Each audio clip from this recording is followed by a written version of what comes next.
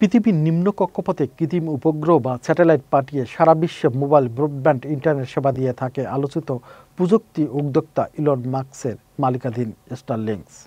বর্তমান মহাকাশে স্টারলিংকের প্রায় ৮,০০০ স্যাটেলাইট রয়েছে। পৃথিবীর নিম্ন কক্ষপথে থাকা স্যাটেলাইটগুলোর মধ্যে থেকে প্রতিদিন একটি দুটি পুরনো স্যাটেলাইট পৃথিবীর বায়ুমণ্ডলে প্রবেশের পর পুরো ধ্বংস হয়ে যায়। এর ফলে পৃথিবীর বায়ুমণ্ডলের বিভিন্ন স্তর ভয়ঙ্কর ক্ষতির মুখে পড়তে পারে বলে আশঙ্কা প্রকাশ করেছেন হ্যাবাত স্মিথসোনিয়ান সেন্টার ফর অ্যাস্ট্রোফিজিক্সের সাবেক গবেষক জোনাথন ম্যাকডায়েল জানিয়েছেন, বর্তমান প্রতিদিন ১ থেকে ২টি স্টারলিংক স্যাটেলাইট কক্ষপথ থেকে নিচে নামছে। আগামী বছরগুলোতে যখন আরও হাজার হাজার স্যাটেলাইট মহাকাশে পাঠানো হবে, তখন এই হার আরও বেড়ে যেতে পারে। বায়ুমণ্ডলের স্তরগুলোর, বিশেষ করে ওজোন স্তর ক্ষতি হলে সূর্যের ক্ষতিকর অতিবেগুনি রশ্মি ইভি সরাসরি পৃথিবীতে পৌঁছাবে। এতে মানুষের ত্বকের ক্যান্সার, ছানি ও চোখের নানা জটিলতা বাড়বে।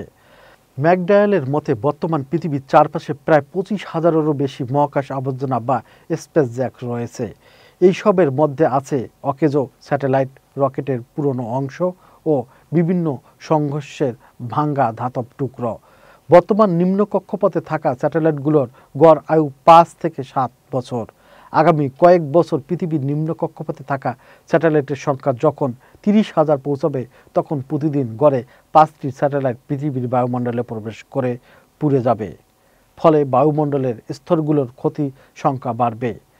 যুক্তরাষ্ট্রের ন্যাশনাল ওশেনিক অ্যান্ড অ্যাটমসফেরিক অ্যাডমিনিস্ট্রেশনের NOAA রসায়নবিদ ড্যানিয়েল মার্ফির নেতৃত্বে পরিচালিত এক গবেষণায় বলা হয়েছে, পুরনো স্যাটেলাইট পৃথিবীর বায়ুমণ্ডলে প্রবেশের সময় অ্যালুমিনিয়াম, লিথিয়াম, তামাসহ নানা ধাতব কণা ছড়িয়ে দেয়, যা বায়ুমণ্ডলের রাসায়নিক ভারসাম্য নষ্ট করতে পারে।